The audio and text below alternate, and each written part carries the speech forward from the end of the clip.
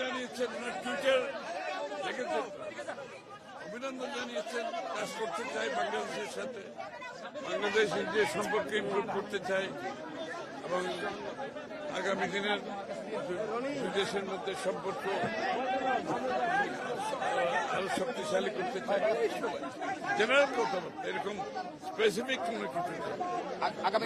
আগামী মন্ত্রিসভা নিয়ে কোনো আলোচনা হয়েছে কিনা আপনাদের বৈঠকে? মন্ত্রিসভা নিয়ে কোনো আলোচনা এমনি আপনাদের জাতীয় সরকার গঠনের কথা বলেছেন, আগে আগে আপনাদের ইশতেহারেও এটা ছিল, চেয়ারম্যানও বলেছেন, আপনারা বলেছেন। আমাদের সাথে যুগপথে যারা আন্দোলনে ছিল তাদেরকে সাথে রেখে আমাদের 31 দফা বাস্তবায়ন ওই জাতীয় সরকার গঠন বলা হচ্ছে।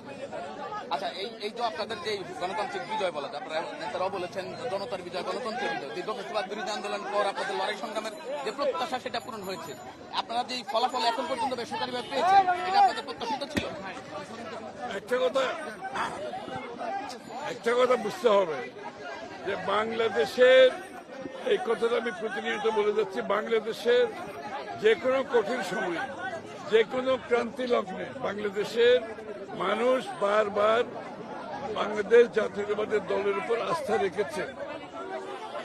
এবারও সেই কাজটা বাংলাদেশের মানুষ বাংলাদেশ জাতীয়তাবাদী দল এবং তার নেতৃত্বের উপর আবারও আস্থা রেখেছে। বিগত দিনও ক্রান্তি লগ্নে কঠিন সময়ে যখনই আসছে সেটা বিএনপির উপর আস্থা রেখেছে। এবারও তারা তাই করেছে, কারণ তারা জানে একমাত্র বিএনপির মাধ্যমে যে কঠিন সময় থেকে আমাদের উত্তরণ ঘটাতে হলে বিএনপির মাধ্যমে সেটা করতে হবে, বিএনপির নেতৃত্বের মাধ্যমে সেটা করতে হবে।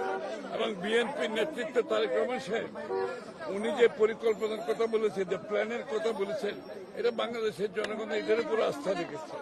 আমরা জয়ী হয়েছে বলছি না, কিন্তু আমরা বলছি আমরা বাংলাদেশের জনগণের আস্থা অর্জন করছি।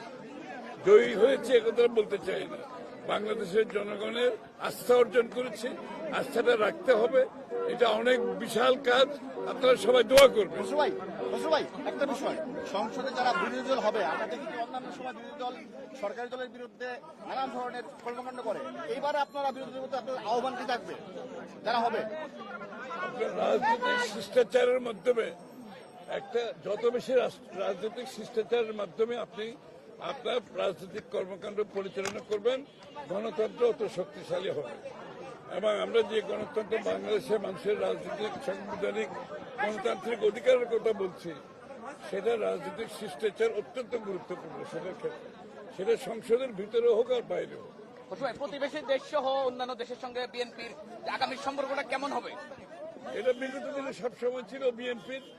আমরা কোনো কান্ট্রি সেন্ট্রিক, কোনো দেশ কেন্দ্রিক আমাদের কোনো পররাষ্ট্রনীতি নাই। আমাদের পররাষ্ট্রনীতি সব দেশের সাথে, বাংলাদেশের মানুষের সাথে, বাংলাদেশের সাথে, এবং কোনো কান্ট্রি সেন্ট্রিক, কোনো দেশ কেন্দ্রিক আমাদের কোনো পররাষ্ট্রনীতি নাই। Thank you.